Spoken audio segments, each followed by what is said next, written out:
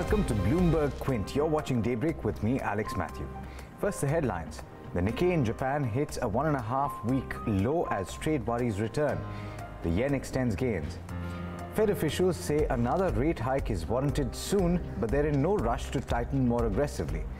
And they're comfortable with inflation slightly above the glide path. The US administration is said to be mulling import duty on vehicles and auto components, which could hurt Indian players like Bharat Forge and GNA Axle. Higher sales could not cushion Tata Motors' performance in the fourth quarter. Profit halves. And Jet Airways auditors raise the red flag after the airline posts a surprise loss owing to higher fuel expenses. Let's turn to a check on the Asian markets. They've started off lower, but for an updated check, let's head across live to David Inglis in Hong Kong. All right, it seems we don't yet have David Inglis. Let's pull up to the Nikkei and see what it's at. It's trading lower by about 0.6%, and the early risers in Asia were also trading lower, and that has to do with essentially talk about the trade agreement between China and the US. Seemingly Donald Trump taking a bit of a few steps back with regard to trade. Let's go across and check on the US markets now and see where those markets ended up. They ended higher, partly on account of the commentary coming in from the Fed minutes of the meeting that took place at the start of May. All of them ended higher, in fact, so 0.3, 0.2% for the S&P 500 and the Dow, and 0.6% higher for the Nasdaq. Abigail Doolittle of Bloomberg News wraps up Wednesday's Wall Street session. Stocks finished higher in Wednesday's Wall Street session. The Dow and the S&P 500 climbed by about 0.2 and 0.3% respectively, while the tech-heavy Nasdaq outperformed, up more than 0.6%. Now, all of this represented a bit of an intraday reversal, considering that the major averages had been lower earlier in the session on volatility concerning some of the EM markets, especially the Turkish lira, plus lingering concerns around trade tensions. But at the end of the day, the bulls came forward, sending 6 of the 11 S&P 500 sectors higher. Tech near the top, up about 0.9%. Many of the big, well-known tech names such as Microsoft, Alphabet, Facebook, and Intel up more than 1%, really helping to explain some of that strength. Truly soaring on the day, though, Tiffany, shares of the jewelry company, up more than 20%, up 23%, in fact, the stock's best day ever, going all the way back to 1987 on a blowout first quarter. The shares of Lowe's also sharply higher, up more than 10%. That stock's best day since 2008 on an optimistic outlook, plus a new CEO, Marvin Ellison, will be coming in soon, so investors liking that news all around. But interesting, if we take a look at the haven assets, bonds and the Japanese yen still rallying at the end of the session. So even as stocks did climb on the close, those haven assets did as well, suggesting that it wasn't entirely a risk on or a risk off day. Lots of volatility in Wednesday's Wall Street session. In New York, Abigail Doolittle, Bloomberg News.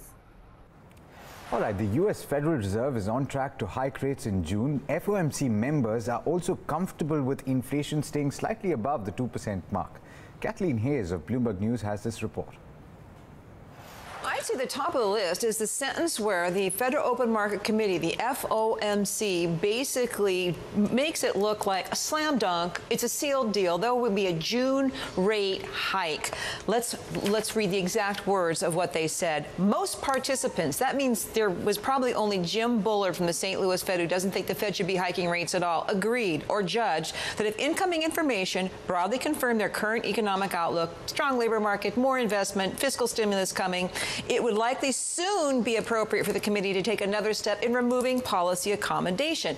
Now, the other thing so interesting, and another sentence that people took a lot of meaning from, is the one where they say in the minutes what they've said publicly. They're really not declaring victory on inflation yet, even though it has just now touched 2% on the key measure for 1 month. Here's what they said. It was also noted that a temporary period of inflation modestly above 2% would be consistent with the committee's symmetric inflation objective, could be helpful in anchoring longer-run expectations at a level consistent with that objective. Sounds dovish, doesn't it? Because they're actually going to say it's helpful to have inflation above target after it's been so long. People said this was dovish. Bloomberg Economics says Jay Powell, the Fed chair, is probably in the 3-rate hike camp. No mention of emerging markets. That's interesting. Seeing what we've seen in Turkey having to boost their key rate by 300 basis points to support a plunging currency. Their President Erdogan opposing these kinds of moves. That's the kind of thing that if it were to spread into emerging markets more broadly, maybe the Fed would take notice, Betty. But for right now, much more focus on inflation. Not a problem if it's starting to rise. Positive on growth, but no sign the Fed's in a hurry to go from 3 hikes this year to 4. All right, U.S. President Donald Trump is back to looking at imposing higher tariffs on auto and auto components.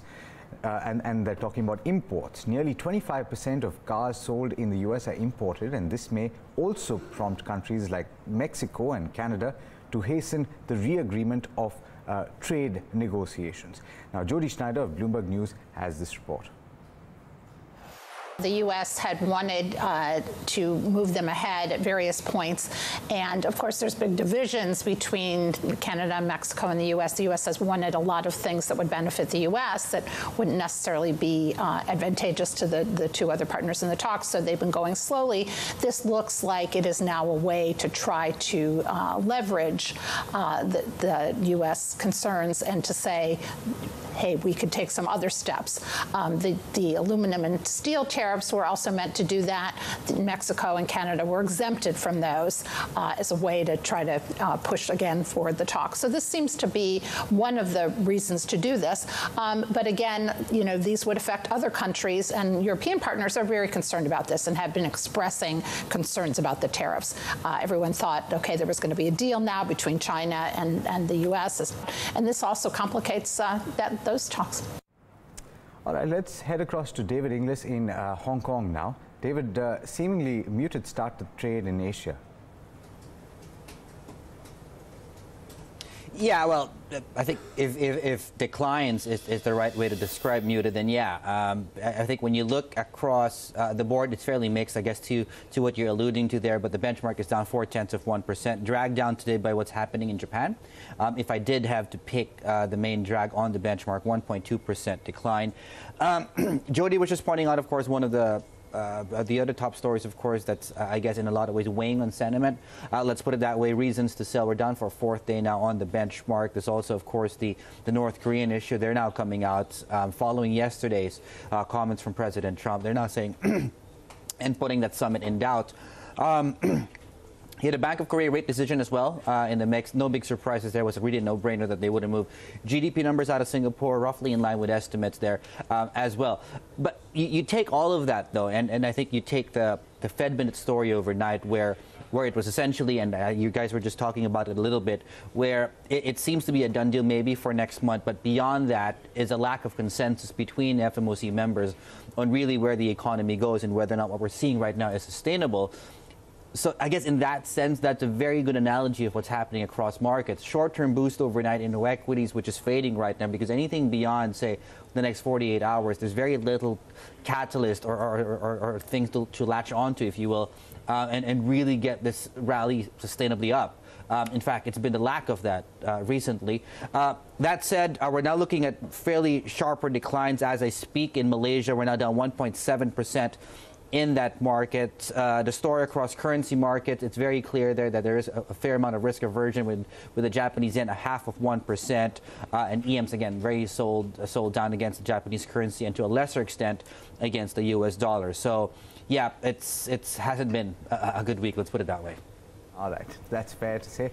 And let's see if those actually pan out with regard to India as well. Thanks so much, David, for joining us with regard to the Asian markets. Darshan Mehta and Agam Vakil are here to tell you about the Indian markets and whether what David was saying will essentially extend to India as well.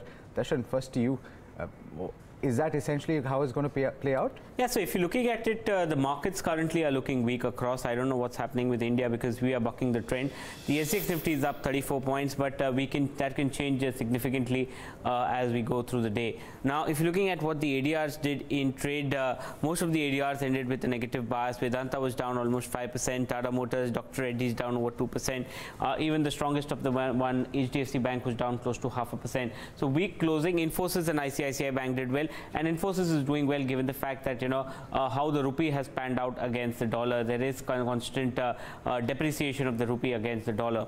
Now, if you're looking at what's happening with crude, it's down for the third day in a row. We are below this $80 barrel mark. As far as Brent is concerned, WTI is almost below the $72 barrel per mark.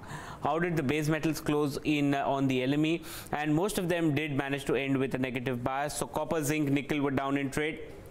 Aluminium was absolutely flat in trade, lead was flat in trade, and tin saw 0.5% gain that come in. Even if you're looking in China currently, all of them have opened with a negative bias. So commodity Q is not the best.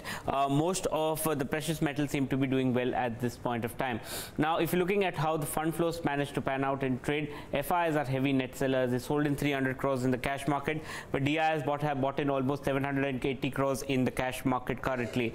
Now, some of the sectors in focus, mainly the Nifty was down over 100 points. The mid cap and small cap also saw significant amount of selling, not as much as the Nifty. The PSU banking index was the one that managed to gain 2.8%, given the strong numbers that came in from SBI. Metals and energy took it to the chin, so all these stocks were down in trade significantly.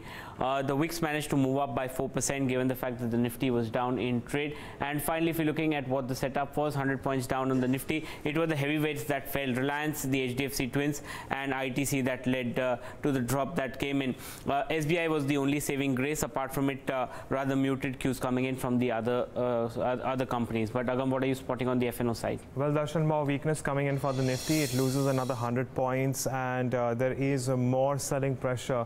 When it comes to the Nifty open interest, there's very little change. So traders are reluctant to take any positions for now and carry them forward. But the Nifty Bank, on the other hand, is where we've seen some fresh short positions come in, even as the open interest increases by around 7%. What do we have in store when it comes to the India WIX? Again, as one might expect, it's moved up.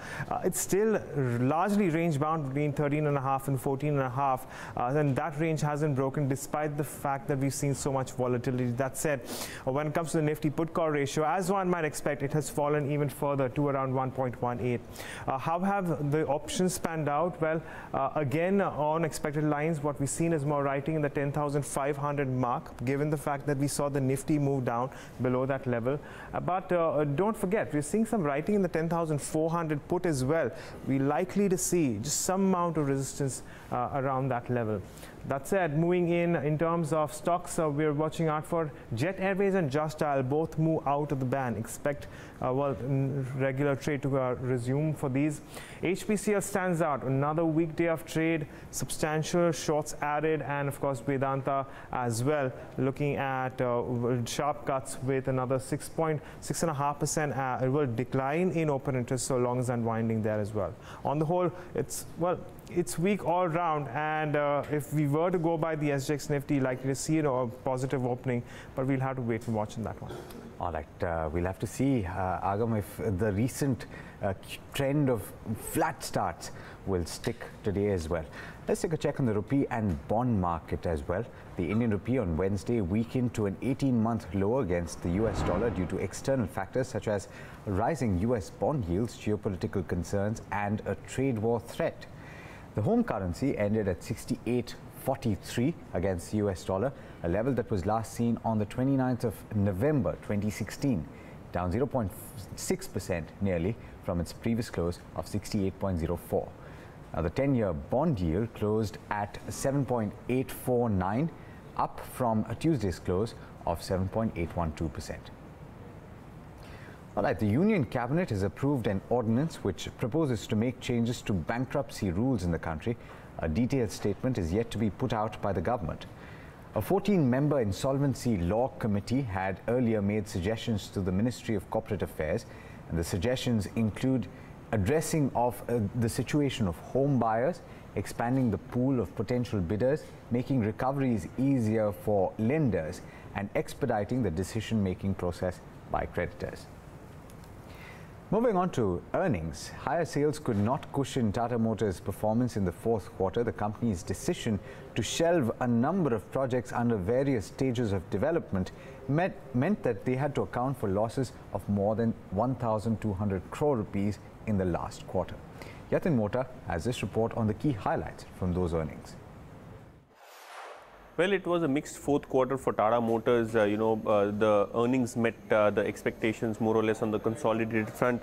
Now, if you look at the revenues, we saw 18% growth for the consolidated entity for Tata Motors. EBITDA was marginally high by close to 4%, coming in at 11,250 crores. Margins for the consolidated entity stood at 12.3% versus a level of 14%. So we saw some margin contraction on a year-on-year basis. Of course, that was anticipated. But the standalone performance was a dampener. So we had the standalone revenues, despite a 46% growth there, we saw the margins come in at only 5.6% versus a level of 4.8%. The street was anticipating a margin figure of close to 8.5%. So that was not met.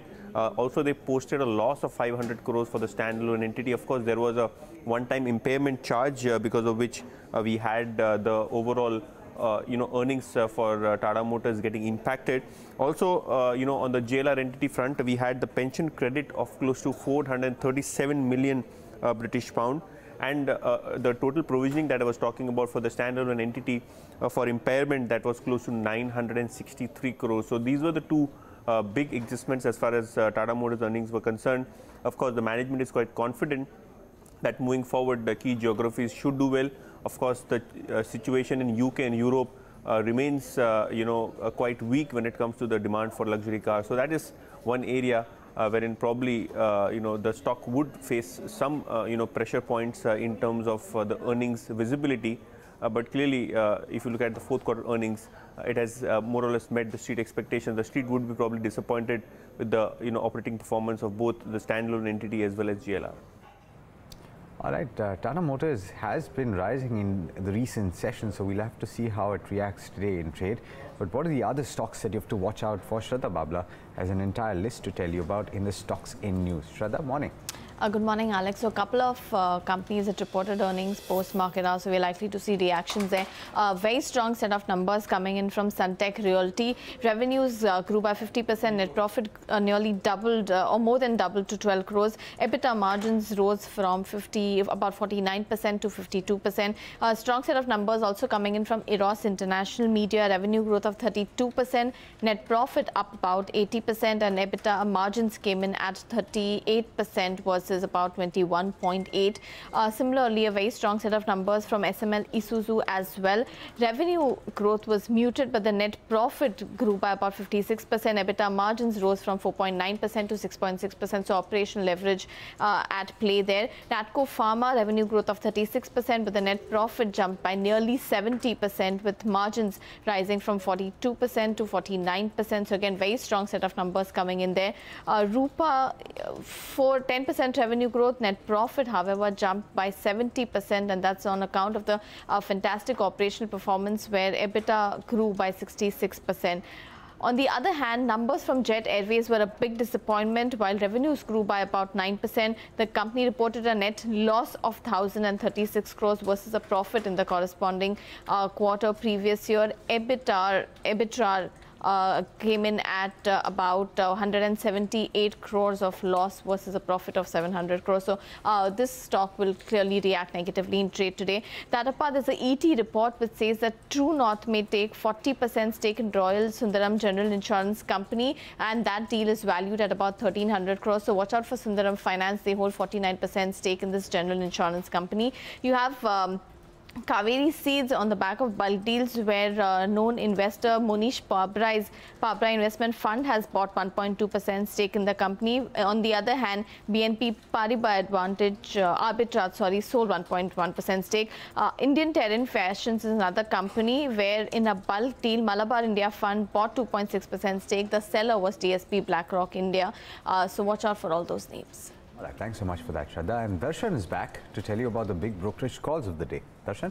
So Alex, Credit Suisse has come out with a note on initiating coverage on the Indian AMC sector, and two stocks that they like in this space, and they've initiated JM Financial as well as AB Capital. So what they've said on JM Financial is that they initiate with a neutral and a target price of 150. What they're saying is that the company's growing corporate loan book along with the recent foray into home loans is something that they find positive. The lending business generates superior ROAs on higher yields and lower credit cost versus the peers. That makes them bullish. And the ARC has a better track record of resolution compared to its peers. Now, the second one is AB Capital. The target price is 175. They believe it's a financial conglomerate with a mix of lending and emerging business. The life insurance business is showing improved profitability, as well as the key catalyst for the lending business going ahead could be an upgrade in credit rating. And finally, CLSA has cut the target price on Tata Motors to 295 from 330, maintaining a sell. The margins miss is there both on JLR and India business. The JLR outlook remains weak, and margin commentary that the management game was rather subdued, and they cut the EPS for the next 2 years by 7 to 8% to factor in lower volume and higher depreciation for JLR going ahead. All right, thanks so much for that, Darshan. Let's move on now and talk about the stories that you'll find if you log on to BloombergQuint.com. There are several. I'm only going to tell you about a few. First up, economist Paul Krugman is joining a growing contingent of economists and money managers from Carmen Reinhardt to Mark Mobius in warning of a meltdown in emerging markets. The Nobel Prize-winning economist said the current episode bears some resemblance to the Asian financial crisis in the late 1990s, when developing nation stocks slid 59% and governments raised interest rates to exceptionally high levels. Law and IT Minister Ravi Shankar Prasad has said the government is working on a long-term solution to address the volatility and frequent revisions in rates of petrol and diesel. He, however, steered clear of speaking about a possible reduction in excise duty. Petrol and diesel prices, of course, are currently at record highs. Reliance Jio added the highest number of subscribers in March amid an intensifying tariff war in India's stressed telecom sector, even as its rivals added users at a brisk pace on the back of new plans. Now, the anti-Sterlite protests in the port town of Thoothukudi in Tamil Nadu has intensified. The Madurai bench of the Madras High Court has stayed the construction of a new copper smelter by Sterlite Copper. This comes a day after the death of 12 protesters killed in police firing. While the court has taken action, Tamil Nadu government is under pressure following the firing. Here's a special report.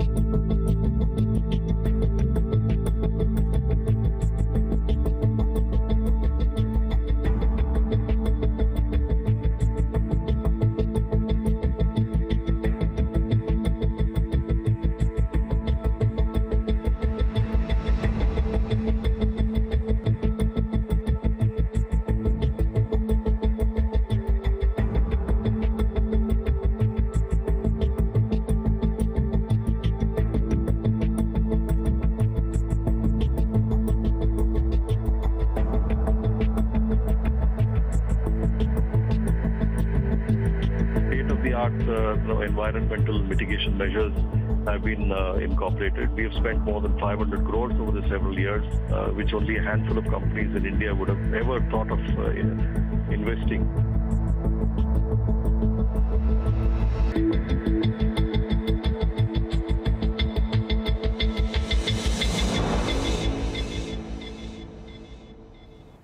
Now, if you're watching on your mobile phone, this will be of interest to you. The wireless networks of tomorrow will be incredibly fast and capable of accommodating many more connected devices.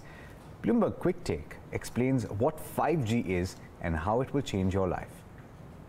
5G stands for fifth generation mobile networks or wireless systems. It's insanely fast and can accommodate a lot more connected devices.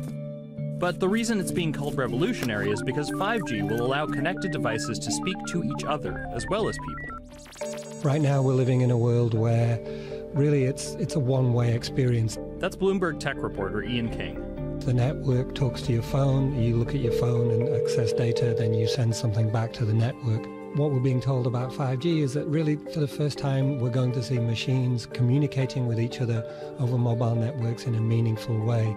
5G could end up being 100 times faster than what we have now, with speeds that could reach 20 gigabits per second. 5G will also increase total bandwidth. which we will need in order to accommodate the growing Internet of Things.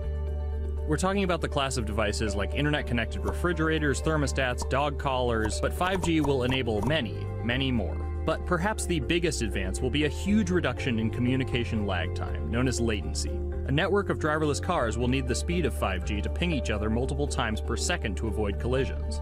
Near instantaneous data transfers could allow doctors to perform surgery remotely with a robotic scalpel. So when will we get 5G? Getting 5G ready is expected to cost providers $275 billion over 7 years in the US alone. Look for the first 5G service to pop up in big cities sometime in 2019. Well, there may be several advantages, but I got stuck on 20 GB per second. I'm going to think about that for a little bit. Thanks so much for watching Daybreak on Bloomberg Quint Live. Up next is All You Need to Know.